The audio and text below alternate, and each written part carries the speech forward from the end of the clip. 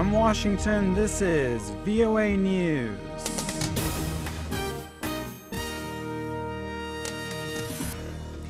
NATO's new leader brings a message of reassurance to Afghanistan.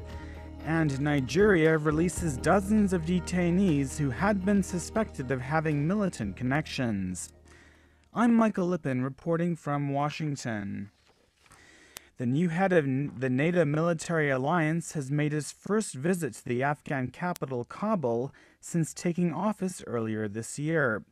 Speaking Thursday, NATO Secretary-General Jens Stoltenberg told Afghans that NATO will continue supporting their country after it withdraws foreign combat troops at the end of this year.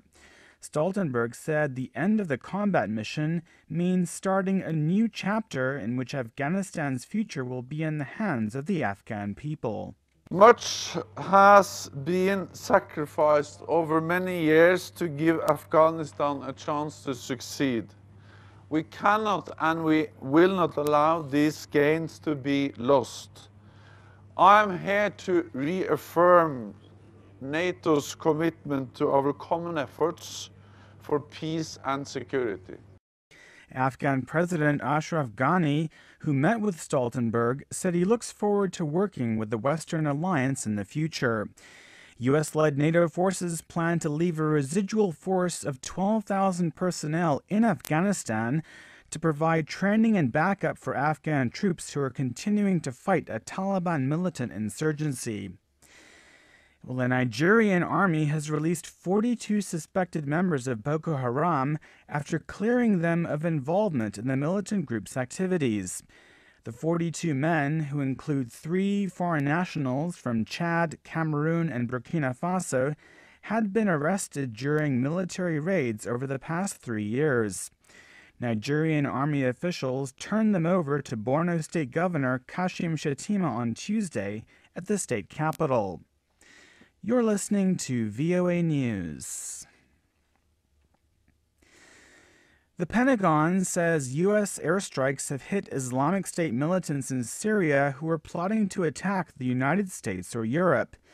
U.S. Central Command says 5 Khorasan Group targets were struck Wednesday night near Sarmada, close to the Turkish border.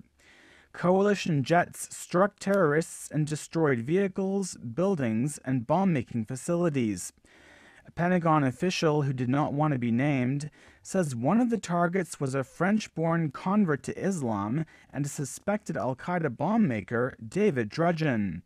No one was able to confirm if Drudgen or any other suspects were killed. The Pentagon says it took decisive action to protect U.S. interests and remove the terrorists' capability to act. Human rights group Amnesty International says UN peacekeepers in the Central African Republic must take bold action to protect civilians from armed fighters. The group says sectarian violence in the African country is escalating. VOA's Joe DiCapua reports. Amnesty's Steve Coburn says despite UN peacekeepers being deployed in September, the killings and displacement of civilians are on the rise. Over the last month, we've seen the situation deteriorate somewhat in Central African Republic. Coburn is Amnesty International's Deputy Regional Director for West and Central Africa. During our recent mission to CER, we uncovered a very significant upsurge in violence also in the central area of the country around the town of Bambari and Dekoa, where there's a really quite a volatile mix of increasingly heavily armed groups. CAR has a transitional government that Amnesty International says should play a leading role in ending the violence. But it adds that a lot more international support is needed to do so, including financing, logistics, and security. Joe DiCapua, VOA News, Washington. The International Criminal Court has announced that it will not prosecute Israel for a 2010 raid on a Turkish flotilla bound for the Gaza Strip. 9 Turkish pro-Palestinian activists who were trying to break an Israeli blockade of Gaza were killed by Israeli commandos in that raid. ICC prosecutor Fatou Bensouda said there is a reasonable basis to believe that war crimes were committed by Israel. But he also said the alleged crimes were not of sufficient gravity to justify further action by the ICC. Israel's foreign ministry said it took a positive note of that decision. But it said Israel considers the case to be politically motivated and legally unfounded, and regrets what it called the waste of the International Criminal Court's time and resources. I'm Michael Lipin, reporting from Washington.